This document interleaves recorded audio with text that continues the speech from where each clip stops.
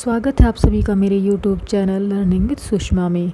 तो आज इस भाग में हम करेंगे कक्षा 12वीं की हिंदी की पाठ्य पुस्तक अंतरा भाग 2 में संकलित भरत राम का प्रेम की व्याख्या से, और इसकी रचयिता है राम काव्य परंपरा के प्रमुख कवि तुलसीदास। इस पद्यांश में राम के वन गमन के पश्चात भरत की जो मानसिक स्थिति है उसको दर्शाया गया है। भरत सभी लोगों के साथ चित्रकूट में जाते हैं, वहाँ सभा करके राम से वापस लौटने की प्रार्थना करते हैं। तो इस अंश में या इस पद्यांश में भरत अपने मन की व्यथा को प्रकट करते हैं। तो शुरू करते हैं अपने पहले पद्यांश से। पुलकी शरीर सभा भय ठाड़े, नीरज नयन नेह जल बाढ़े। पुलकी का अर्थ होता पुलकित होना या रोमांचित होना। सभा भय ठाड़े, ठाड़े का अर्थ होता है खड़े होना। नीरज, नीरज अर्थात कमल। नेह का अर्थ होता है प्रेम। बाढ़े अर्थात बह आना। भरत सभा में पुलकित होकर, रोमांचित होकर खड़े हो जाते हैं। नीरज नयन नेह जल बाढ़े, और कमल के समान उनके नेत्रों से प्रेम के आंसुओं की बाढ़ आ जाती है। प्रेम रूपी आंसू बहने लगते हैं। कहब मोर मुनि नाथ निबाहा, और क्या कहते हैं कि कहब कहना था जो मुनि नाथ अर्थात मेरे गुरु या मेरे मुनियों ने निबाहा का अर्थात कह दिया। भरत कहते हैं कि जो मैं कहना चाहता था वह तो मेरे मुनियों ने या गुरुओं ने कह दिया है। एहि ते अधिक कहूँ मैं कहा, इससे अधिक मैं क्या कहूँ। मैं जानऊ निज नाथ सुभाऊ, निज अर्थात अपने, नाथ अर्थात स्वामी। स्वभाव का अर्थ होता है स्वभाव। भरत कहते हैं कि मैं अपने स्वामी अर्थात श्री राम के स्वभाव को जानता हूँ। अपराधी हूँ पर कोह न काहूँ। अपराधी अर्थात पाप करने वाले अपराधियों पर, कोह न काऊ का अर्थ होता है बेवजह क्रोध न करना। तो अपराधी पर भी वे जो है मुश्किल से ही क्रोध करते हैं।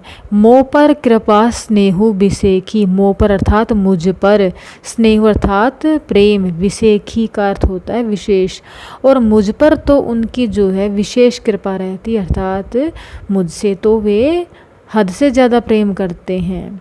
खेलत खुनिस न कबहूँ देखी, बचपन में भी खेलते हुए मैंने उनके अंदर कभी खुनिस का अर्थ होता है ईर्ष्या नहीं देखी। शिशुपन ते परि हरेऊ न संगू, और शिशुपन अर्थात बालपन से ही, बचपन से ही हमने कभी एक दूसरे का साथ नहीं छोड़ा, कभी एक दूसरे का कबहू न कीन है। मोर मन भंगू, भंगू का अर्थ होता है भंग करना, तोड़ना। मोर अर्थात मेरा, और कभी उन्होंने बचपन में मेरे हृदय को नहीं दुखाया। भरत क्या कहते हैं, मैं अपने स्वामी राम के स्वभाव को जानता हूँ। ये अपराधी पर भी कभी क्रोध नहीं करते, और उन्होंने बचपन में कभी जो है मेरा साथ नहीं छोड़ा, ठीक है ना, मेरे मन को कभी तोड़ा ही नहीं। उन्होंने कभी मेरे मन के प्रतिकूल कोई कार्य किया ही नहीं। मैं प्रभु कृपा रीति जिये जोही, हारे हूँ खेल जिता वही मोही। भरत कहते हैं कि मैंने प्रभु अर्थात श्री राम की कृपा करने की इस नीति को या इस रीति को अपने हृदय में भली भांति देखा है, अपने हृदय से भली भांति पहचाना है। हारे हूँ खेल जिता वही मोही, वो मुझे हारने पर भी मेरी जीत जो है वो करवा देते, मुझे जीता हुआ घोषित कर देते थे। मैं हार जाता था लेकिन फिर भी मुझे क्या बताते थे कि भरत जीत गया है। महु स्नेह सकोच बस सन्मुख कही न बैन, दर्शन तृपित न आजू लगी प्रेम पियासे नैन। भरत कहते हैं कि महु का अर्थ होता है मैंने भी, स्नेह अर्थात प्रेम, और संकोच के कारण, सम्मुख का अर्थ होता है सामने, बैन का अर्थ होता है बोलना। मैंने भी स्नेह और संकोच के वश जो है कभी भी श्री राम के सामने अपना मुंह नहीं खोला। प्रेम के प्यासे, दर्शन तृपित न आजू लगी प्रेम पियासे, प्रेम पियासे अर्थात प्रेम के प्यासे, नैन अर्थात नेत्र। दर्शन का अर्थ होता है दर्शन, तृपित का अर्थ होता है तृप्त होना, न आजू अब भरत कहते हैं कि प्रेम के प्यासे मेरे नेत्र आज तक प्रभु के दर्शन से तृप्त नहीं हुए हैं। यानी कि मैं हर पल जो है वो श्री राम को निहारना चाहता हूँ, इनके सानिध्य में रहना चाहता हूँ, हरदम इनके पास रहना चाहता हूँ। मेरी आंखें आज तक इनको देखकर तृप्त नहीं हुई हैं। अब चलते हैं अपने दूसरे पद्यांश की ओर। दूसरे पद्यांश में चित्रकूट की सभा में भरत ने आत्मग्लानि और हीनता प्रकट करते हुए क्या कहा है। भरत अपने आप को जो है रिस्पॉन्सिबल मानता है, अपने आप को जो है राम के वन गमन का कारण मानता है और स्वयं को हीन समझता है। तो इसी हीनता को इन पंक्तियों के द्वारा जो है वो भरत ने प्रकट किया है। विधि न सकेऊँ सही मोर दुलारा, नीच बीचू जननी मिस पारा। विधि अर्थात विधाता, सकेव अर्थात सहज सका, मोर दुलारा मेरा प्रेम, नीच बीचू बीच में, जननी माता, पारा पारा होता है बीच में या व्यवधान या रुकावट। भरत कहते हैं कि विधाता से मेरा लाड प्यार, श्री राम के साथ जो मेरा प्रेम था वो देखा नहीं गया। उसने माता के बहाने यह व्यवधान या रुकावट हम दोनों के बीच में ला दी। अर्थात विधाता हमारे प्रेम को सहन न कर सका और माता के बहाने हमारे प्रेम में यह रुकावट ला दी। यह कहत मोहि आजू न शोभा, अपनी समझे साधु सुचि कोभा। यह कहत यानी कि यह कहते हुए, मोहि अर्थात मुझे, आजू न शोभा यह कहते हुए मुझे शोभा तो नहीं देता, अपनी समझी क्योंकि अपनी समझ में, साधु सुचि, सुचि का अर्थ होता है पवित्र, कोभा, कोभा का अर्थ होता है कौन हुआ, क्योंकि अपनी समझ में सब जो है वो साधु है, अपनी दृष्टि में कौन साधु हुआ है। मातु मंदी में साधु सुचाली, उर अस आनत कोटि कुचाली। मातु अर्थात माता, मंदी में साधु सुचाली, मंदी अर्थात नीच, माता जो है नीच है और मैं साधु सुचाली मैं साधु हूँ, सदाचारी हूँ। उर का अर्थ होता है हृदय, अस अर्थात इस प्रकार के, आनत अर्थात आना, कोटि अर्थात करोड़ों। तो इस प्रकार के विचार भी जो है मन में आना करोड़ों पाप करने के समान है। मैं माता को गाली दूँ, माता को नीच कहूँ, अपने आप को साधु या सदाचारी कहूँ, तो इस प्रकार के जो है विचार मन में ही आना करोड़ों पाप करने के समान हैं। फरहव की कोदव बाली सुशाली, मुक्ता प्रसव की संबुक काली। फरहव की, फरहव का अर्थ होता है फूलना या फलना। कोदव, कोदव जो है वो जंगली धान को कहा जाता है। सुशाली, सुशाली अर्थात उत्तम कोटि की धान।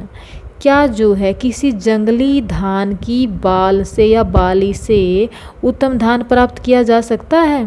फरहव की कोदव बाली सुशाली, क्या किसी जंगली धान से उत्तम कोटि का धान प्राप्त किया जा सकता है। मुक्ता प्रसव, मुक्ता का अर्थ होता है मोती, प्रसव का अर्थ होता है पैदा करना। संबुक काली, संबुक अर्थात घोंगी, क्या किसी काली घोंगी से या काले घेंगे से मोती प्राप्त किया जा सकता है। सपनेहु दोषक लेसु न काहूँ, किसी का भी स्वप्न में कोई भी दोष नहीं है, सपने में भी मैं किसी को दोष नहीं दे सकता। मोर अर्थात मेरा, अभाग, उद्दही, उद्दही का अर्थ होता है समुद्र, अवगाहु का अर्थ होता है अथाह विशाल। मेरा अभाग्य ही समुद्र के समान विशाल है, यह अर्थात मैं ही अभागा हूँ। बिनु समझे निज, निज का अर्थ होता है अपने, अग, अग अर्थात पाप, परिपाकु अर्थात परिणाम। मैं अपने पापों का परिणाम समझे बिना ही, जा रेऊँ जाए जननी कहीं काकू।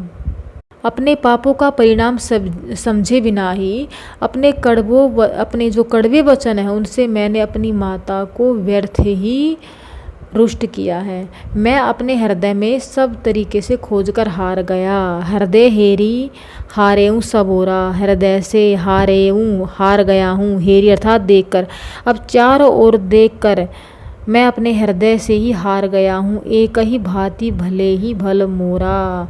अब एक ही प्रकार से भले अर्थात भला हो सकता है, मोरा अर्थात मेरा। अब मेरा केवल एक ही प्रकार से भला हो सकता है, कल्याण हो सकता है। और कैसे? गुरु गोसाई साहिब सिय रामू। गुरु गोसाई साहिब मेरे जो गुरु हैं वो समर्थ हैं। साहिब सिय रामू और श्री राम मेरे स्वामी हैं।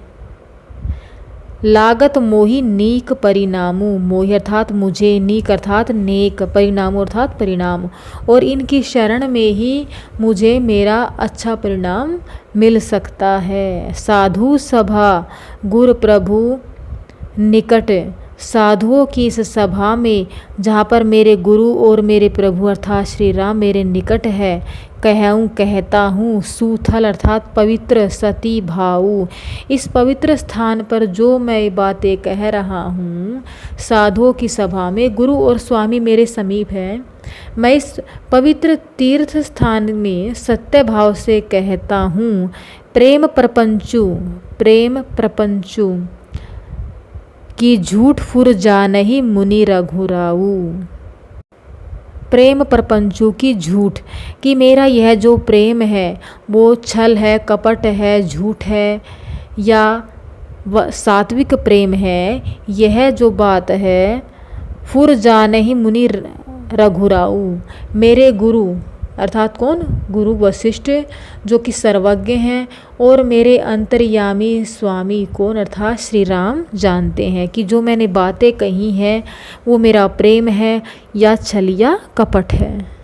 इस पद्यांश में भरत जो है पश्चाताप कर रहा है। वह कहता है कि क्या कोदो की बाली से उत्तम धान उत्पन्न किया जा सकता है? क्या काली घोंगी से मोती उत्पन्न हो सकता है? कहने का तात्पर्य यह है कि जननी कभी दोषी नहीं होती, व्यक्ति अपने कर्मों से ही बुरा बनता है। तो यहाँ पर कवि तुलसीदास जी ने अवधी भाषा का प्रयोग किया है। संगीतात्मकता का और गेयता का गुण है और ध्वन्यारूपरास की छटा है। अब चलते हैं अपने तीसरे पद्यांश की ओर। भूपति मरन प्रेम पनु राखी, जननी कुमति जगतु सब साखी। भूपति, भूपति अर्थात राजा कौन? दशरथ। मरन अर्थात स्वर्ग सिधार गए। प्रेम अर्थात प्रेम। पनु का अर्थ होता है प्रण। तो भरत कहते हैं कि प्रेम के प्रण को निभाकर महाराज दशरथ जो है वो स्वर्ग सिधार जाते हैं। जननी कुमति जगतु सब साखी। जननी अर्थात माता, कुमति अर्थात बुरी बुद्धि। तो महाराज का स्वर्ग सिधार जाना और माता की कुबुद्धि, दोनों का संसार साक्षी है। अर्थात ये संसार इस बात का गवाह रहेगा किस प्रकार से माता की बुद्धि फिरी कैकेयी की, और जो है किस प्रकार से राजा दशरथ अपने प्रेम का वचन निभाने के लिए स्वर्ग सिधार जाते हैं। देखी न जाही विकल महतारी। विकल का अर्थ होता है बेचैन, महतारी का अर्थ है माताएं। अब जो है माताएं व्याकुल है, उनकी दशाएं देखी नहीं जाती। जर रही दुस्सह जरपुर नर नारी। पुर अर्थात अयोध्या के नर नारी। और ऐसी स्थिति में जब राम वन गमन पर चले गए हैं, वनवास चले गए हैं, तो अयोध्या के जो नर नारी हैं उनकी स्थिति भी असहनीय हो गई है। वो भी असहनीय ताप से जल रहे हैं। मही सकल, सकल का अर्थ होता है सारे, अनर्थ कर मूला, मूला का अर्थ होता है जड़। मैं ही इस सारे अनर्थ की मूल या जड़ हूँ। सो सुनी समझी सहेव सब सूला। सो सुनी यह सब सुनकर समझकर सब असहनीय दुख मुझे सहन करना पड़ेगा। मैं ही इन सब का अनर्थ हूँ। इन सब के अनर्थ में जितने भी बुरे कार्य या जितना भी अनर्थ हुआ है उस सब की जड़ जो है मैं ही हूँ। क्यों?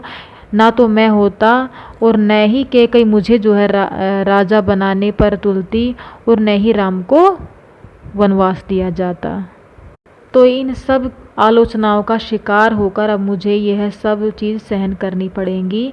सुनी वन गवनु की नह रघुनाथा, करी मुनिवेश लखन सिय साथा। सुनी वन गवनु, श्री रघुनाथ जी लक्ष्मण और सीता जी के साथ मुनियों का वेश धारण करके चले गए हैं वन। मुनि वेश लखन, मुनियों का वेश धारण करके किसके साथ चले गए? राम लक्ष्मण और सीता जी के साथ। बिन पानहीन्य पया देही पाए और नंगे पैरों, अर्थात बिना जूते पहने पैदल ही वन को चले गए हैं। शंकरु साखे रहेउ एही घाये, शंकरु अर्थात शंकर भगवान, साखी अर्थात साक्षी, रहेंगे एही घाये, भगवान शंकर इस बात के साक्षी रहेंगे, इस पीड़ा के साक्षी रहेंगे। बहुरी निहारे निषाद स्नेहु, उसके बाद निषाद राज का प्रेम देखकर कुलिस कठिन उर भय न बेहू, यह कुलिस कठोर हृदय, उर अर्थात हृदय, भयउ न बेहू, बेहू का अर्थ होता है छेद होना, इस कठोर हृदय में भी छेद नहीं हुआ। अर्थात दूसरों ने जो है श्री राम को प्रेम दिया, समर्पण दिया, लेकिन मैं उनका अपना भाई जो है उनके वनगमन या माता के वियोग जो है, उनके माता से वियोग का कारण बना, उनके दुखों का कारण बना हुआ। तो यह देखकर और सोचकर भी मेरे हृदय जो है वो फटा नहीं, मेरे हृदय के टुकड़े नहीं हुए। अब सबु आखिनह देखऊं आई, जियत जीव जड़ सबई सहाई। अब यहाँ सब आकर मैंने अपनी आँखों से देख लिया है। जियत जीव, जीते हुए इस जीव को सबई सहाई, सब कुछ सहन करना पड़ता है। यह जड़ जीव जीता रहकर सब कुछ सहेगा, अर्थात मैं जब तक जीवित रहूँगा इन सब आलोचनाओं का या इन सब बातों को सहन करता रहूँगा। जिन नहीं निरखी मग सापन बीछी, जिन्हें देखकर, निरखी का अर्थ होता है देखकर, मग अर्थात मार्ग के, सापिन बिच्छी, मार्ग में आने वाले सांप और बिच्छू, तजही का अर्थात त्याग देते हैं, विषम विषु अर्थात जहर, तापस अर्थात गर्मी तीछी, जिन्हें देखकर रास्ते के सांप और बिच्छू भी अपने भयानक विष और तीव्र क्रोध को त्याग देते हैं, अपने तेज क्रोध को त्याग देते थे, अपनी गर्मी को त्याग देते थे। तेई रघुनंदनु लखनु सिय अनहित लागे जाही, तेई रघुनंदनु अर्थात वे रघुनंदन राम लक्ष्मण, सी अर्थात सीता, जिनको शत्रु जान पड़े, किनको शत्रु जान पड़े? कैकेयी को। अनहित लागे जाही, जिनको शत्रु जान पड़े, तासु तनय उनका, तासु अर्थात उनका, तनय अर्थात पुत्र, कौन? मैं अर्थात भरत, उनका पुत्र भरत, तजी दुस्सह दुख देव सहावई काही। अब उस कैकेयी के पुत्र अर्थात मुझे छोड़कर देव भगवान यह असहनीय दुख और किसे देगा, अर्थात अब यह सारी पीड़ा, यह असहनीय दुख मुझे ही सहन करना पड़ेगा। अर्थात माता कैकेयी ने अपने पुत्र को राजा बनाने के लिए जो है वो श्री राम को वन दे दिया, लेकिन माता हम दोनों के प्रेम को नहीं जानती, और अब क्या होगा, उस वियोग की पीड़ा को सबसे अधिक मुझे ही सहन करना पड़ेगा। तो इन पंक्तियों में आपने देखा कि भरत के पश्चाताप को दर्शाया गया है कि जितने भी जो है गलत कार्य, जैसे पिता की मृत्यु है, राम का वनवास, ये सब उसके कारण हुए हैं। अगर वह नहीं होता तो महाराज को अपने वचन निभाने की ज़रूरत नहीं होती। यह सब कुबुद्धि का प्रभाव है जिसके कारण अवध अयोध्या के नर नारी दुखी हैं। राम लक्ष्मण तथा सीता को वन में रहना पड़ रहा है। यह सब सुनकर उसके प्राण अभी तक नहीं निकले हैं, तो भरत पश्चाताप की जो अग्नि है उसमें जल रहा है। उम्मीद है आपको कविता समझ में आई होगी। तो मिलते हैं अगली कक्षा में किसी और टॉपिक के साथ। Till then take care.